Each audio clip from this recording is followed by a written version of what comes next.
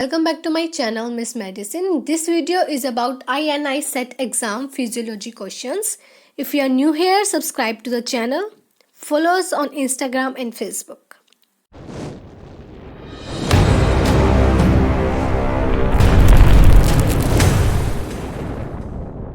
Question number 1.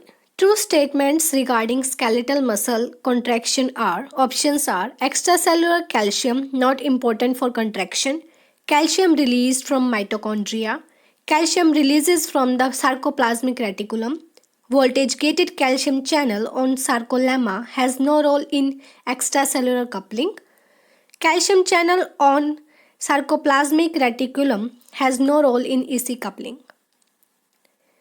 Answer are A, C and D. Extracellular calcium not important for contraction. Calcium releases from the sarcoplasmic reticulum. And voltage gated calcium channel on sarcolemma has no role in EC coupling. Extracellular fluid calcium is important for cardiac and smooth muscle contraction, not in skeletal muscle. Sarcoplasmic reticulum calcium is sufficient for skeletal muscle contraction. Next question. Which of the following statements are correct regarding mechanisms of depolarization, repolarization, hyperpolarization in a skeletal muscle action potential? Answer is depolarization due to influx of sodium through voltage gated channel, repolarization due to efflux of potassium through voltage gated channel, and hyperpolarization due to efflux of potassium. Next question.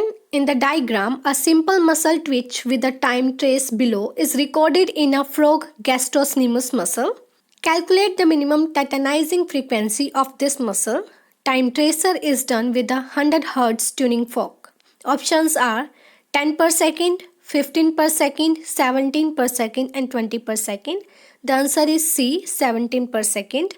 Time tracing, time interval between two peaks, which is 10 millisecond. So contraction period duration is 60 millisecond. Tetanizing frequency is 1 second by contraction period, which is 1000 millisecond divided by 60 millisecond, which is 17 per second. Next question. Least frequency of basal electrical rhythm is seen in: options are duodenum, ileum, jejunum and stomach. Basal electrical rhythm in minute: stomach 4 minute, duodenum 12 minute, jejunum 11 minute, ileum 8 minute and cecum 2 minutes, sigmoid colon 6 minute. So in these options, answer is D, stomach, which is 4 minute. Next question. Macula densa formed by which part of nephron? Options are proximal convoluted tubules, distal convoluted tubules, afferent arteriole and Bowman's capsule. The correct answer is B, distal convoluted tubules. Macula densa is the cells of TAL, distal convoluted tubule junctions, which are located in close relation with afferent arterioles. Next question. As filtrate flows through PCT, concentration of all of the following decreases except: options are amino acid, glucose, chloride and bicarbonate. The correct answer is C, chloride. Early proximal tubules reabsorb glucose and amino acids, which leads to sharp decrease in concentration of these substances. Bicarbonate reabsorption in early tubules is much more than chloride reabsorption, which leads to increased chloride concentration in early part of PCT. In the late PCT, chloride reabsorption occurs through paracellular pathway. Next question. This is a graph depicting the filtrability of dextran through the kidney. First representing complete filtration and 0 representing no filtration. Choose substances A, B and C respectively. Options are polycationic, neutral and polyanionic, polyanionic, neutral and polycationic. C, neutral, polycationic and polyanionic, and D option is polyanionic, polycationic and neutral. Glomerular filtration barrier is negatively charged, because of which positively charged dextran will have maximum filtration, which is followed by neutral and negatively charged dextran. But with increasing molecular radius, filtrability decreases so that the passage ceases when the radius exceeds 4.2 nanometer in x-axis. The correct answer is A, polycationic, neutral and polyanionic. Next question, sequence after P wave. Options are A wave, first heard sound, rapid filling of ventricles, and T wave. Sequence first A wave, then rapid filling of ventricles, then B, first heard sound, and then D, T wave. Contraction of atria initiated on latter half of P wave, which increases atrial pressure, which produce a wave in jugular venous pressure. This increased arterial pressure leads to last rapid filling phase of cardiac cycle. If first rapid filling is considered in the above options, then answer will be A wave, then first heard sound, then T wave, and then rapid filling of ventricles. Next question, when a person changes posture from supine to standing, options are increase in firing from baroreceptor, decrease in firing from baroreceptor, vagal output to cardiac fibers increase, mesenteric vasoconstriction, and increased cardiac contractility. Correct answers are B, D, and E. Decrease in firing from baroreceptors, mesenteric vasoconstriction, and increased cardiac contractility. Increased venous pulling in lower part of body decreases cardiac output and blood pressure.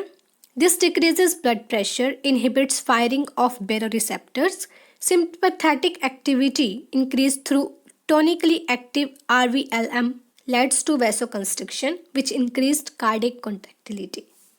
Next question, which type of amino acids are present in the transmembranous part of a membrane receptor? Options are amphipathic, hydrophobic, hydrophilic, and none. The correct answer is D, none. In the membrane, the hydrophilic ends of the molecules are exposed to the aqueous environment that bathes the exterior of the cells and the aqueous cytoplasm. The hydrophobic ends meet in the water poor interior of the membrane, which is transmembrane. Next question, in a patient increased TSH with very low T4, what may be the possibilities? Options are Graves' disease, Hashimoto's disease, pituitary adenoma, and hypoparathyroidism. The correct answer is B, Hashimoto's disease. This finding is typical of primary hypothyroidism, which is Hashimoto's disease. Next question, calculate respiratory quotient RQ in a patient with 50 kg body weight, carbon dioxide exhaled 200 milliliter per minute, and oxygen consumed 250 milliliter per minute. Options are 0.8, 1, 1.25, and 1.5. Correct answer is A, 0.8. The respiratory quotient RQ is the ratio of carbon dioxide produced to consumed oxygen while food is being metabolized. Respiratory quotient is equal to carbon dioxide eliminated divided by oxygen consumed. So 200 divided by 250 is 0.8. Next question, which of the following increase in COPD? Options are FRC, TLC, VC, and FEV1 divided by FVC. The correct answer are 2, A and B. FRC and TLC increases in COPD. RV-FRC increases, TLC increases or normal. VC and FEV1 divided by FVE, FVC decreases. Next question, acid-base nomogram diagram is given below. Changes in partial carbon dioxide are shown by curved lines. Areas marked with A and D indicate which of the following conditions.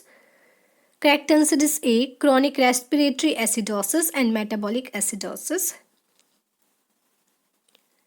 Assessment should be done by looking at x-axis pH, the y-axis HCO3 hydrogen carbonate, and curves like CO2 like in zone D, pH low with low HCO3. Next question, Rees-Acker fluid is used as a diluent for which of the following? Options are hemoglobin pipette, RBC pipette, WBC pipettes, and Ventrop tube. The correct answer is B, used for platelet count, RBC pipette used for this purpose. Next and the last question, deficiency of which clotting factor will not affect clotting in vivo? Options are 5, 7, 9, and 12. The correct answer is D, 12. In vivo, activation of coagulation occurs through tissue factor 7 combination. Later on, amplification of clot is done by thrombin acting on factor 8, 9 through common pathway. Because factor 12, 11 are less important for clotting, deficiency of these factors does not produce significant clinical bleeding.